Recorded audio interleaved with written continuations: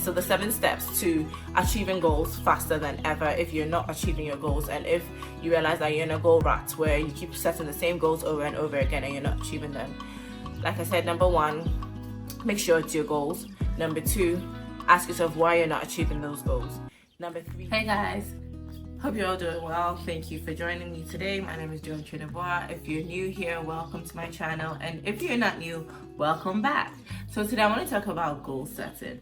So I don't know about you, but for the longest time, every 31st, I would keep writing the same goals over and over and over again. And it took me a while to realize that, look, Dion, you're writing all these goals and you're not literally like crossing off a lot of them or a substantial amount of them, like literally carrying over the same goals year after year. So it took a bit of reflection, and then I came up with these 7 steps that helped me to sort of achieve much more in this first quarter than I have in, I'll say, like the past 5 years. So step 1 was I had to sit down and ask myself, Dion, is this goal yours? Sometimes as kids, our family, our parents, they have expectations of us, have things that they want us to become when we grow up, and subconsciously our mind is trained to become those things. But I feel like sometimes those things don't align with us or with our purpose or with who we are and what we really want to do with our lives. So I had to sit down and actually think about it and say, Dion, are these goals yours? Ask yourself, the goals that you've written down or the goals that you're trying to achieve, are they yours? Are they goals that align with your value? Are they goals that align with your purpose? Are they goals that align with what you believe you were brought on earth to do? So that was step 1 for me.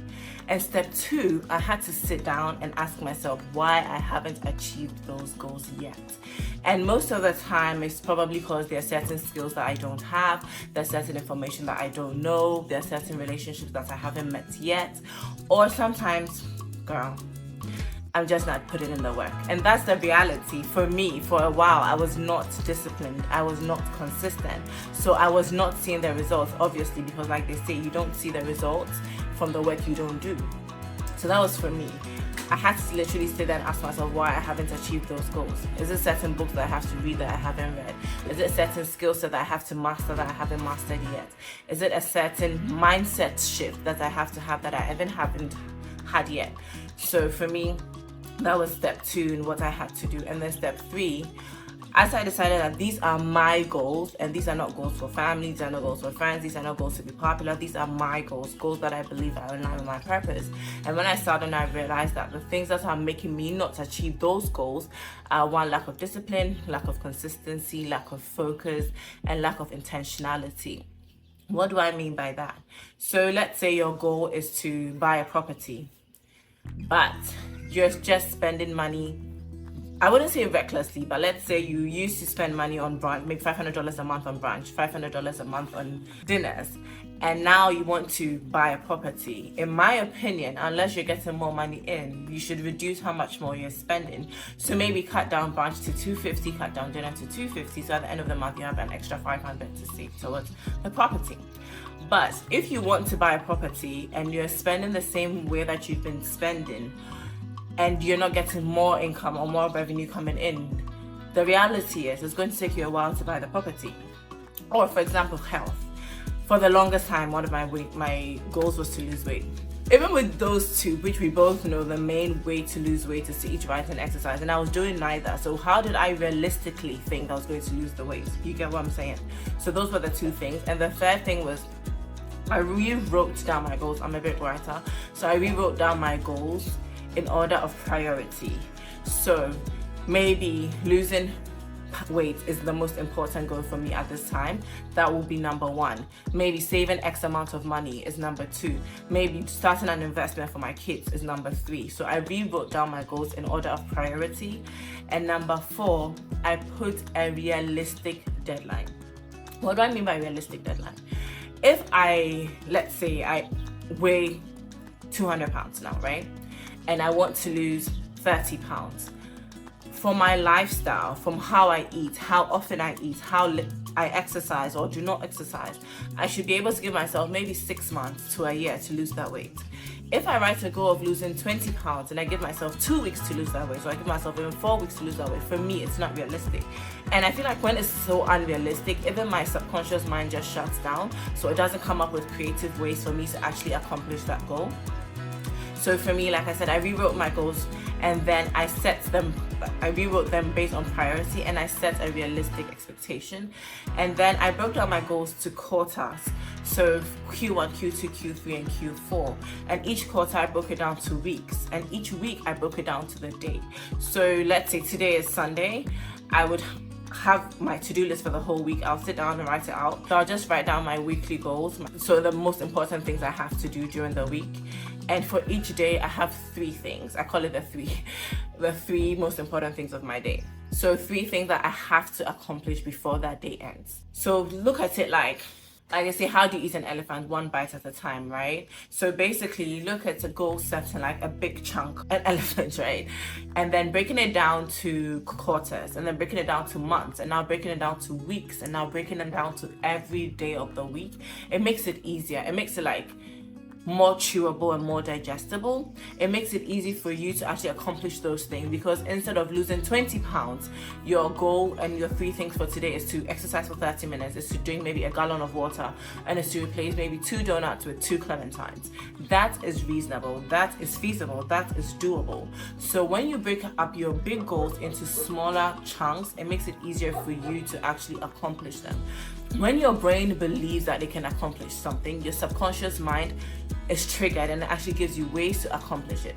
But when you set a goal and it's so grandiose and it's so quote unquote unrealistic, I'm not saying to set small goals, absolutely not. I am not one to ask you to set small goals, but I'm one to ask you to set big goals but in sizable increments. So you want to own a real estate portfolio of $1 million. You don't have a property yet. The first step will probably to buy 1 property, then you can scale it up. That's my process, and that's what I'm talking about today. So like I said, the 7 ways that I personally use to transform my goal setting actually into a system, so to speak, is 1, I sat down one-on-one with me and asked myself, are these my goals? 2, when I decided that these were my goals out of the whole list, let's say a list of 15 goals, I realized that these 5 are actually not my goals. These 10 are my goals. I sat down and asked myself why I haven't achieved that yet.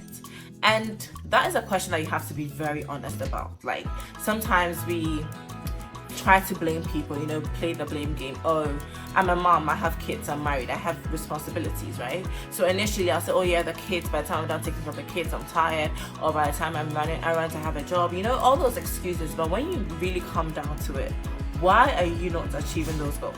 Yes, you do. Why are you not achieving those goals? So sit down and ask yourself why you're not achieving them. And when you come up with a list of why you're not achieving them, sit down and decide if going forward you want to change. Because if you're still going to be playing the blame game, if you're still going to be saying, oh, I have kids, or I have a husband, or I have a job, or I have a business, or I have stuff I want to do, if you're still going to come up with excuses, then this exercise is really not worth it, because you're going to go back to the same 31st, writing the same goals over and over and over again. So like, you look back and your 2019 goals are probably going to be your 2025 goals, because if you're not going to sit down and have this introspective review of yourself, then don't bother, because nothing is going to change. But if you sit down and have an honest introspective review of yourself, and you realize that, like me, I was lacking focus, I was lacking intentionality, I was lacking discipline, I was lacking consistency. Those were the things for me. And as much as I have all those other responsibilities, but these were the reasons why I personally was not achieving my goals. So I sat down and asked myself why, and then I decided to do the opposite. So I decided to become more focused on my goals, so that any distraction that would sort of deter me from reaching that goal was removed. Like, whether it's conversations that last for 2 hours with I'm very introverted as a person, so it's not like I had a lot of social gatherings to attend anyhow, but I really sort of narrowed it down, because when you're focused, every distraction must be taken away. I'm still struggling with that. It's a bit difficult, but I feel like every day I'm getting better. And one of the things that's helping me get better is when I have to do something and I remember it, I do it at the same time. Like, I don't say, oh, I'm going to do it tomorrow. So basically, I've stopped procrastinating for a little bit. I wouldn't say I'm 100%, absolutely not, but I think I'm getting much better, and I'm getting much better at doing things instead of saying I will do them. And then, like I said, so that's focus, that's intention, and that's just, and consistency. So that is one of my biggest struggles, if I'm going to be very honest. Staying consistent is what it's a bit of a struggle. But what I'm trying to do now is I'm keeping a journal and a planner, and then there's certain and I have a routine, right? And now I'm going back to that routine. So I read a book called The 5 a.m. Club. It's a phenomenal book. And if you haven't read it, I think you should go and read it. It's a very powerful book. At that time I was doing the 5 a.m. club, I realized that I was progressing very quickly in terms of the things that I wanted to do. But when I stopped, I realized that I was slacking. Everyone's sleep pattern is different. I realized that when I wake up early, I'm able to stay awake during the day. I know that's a bit weird.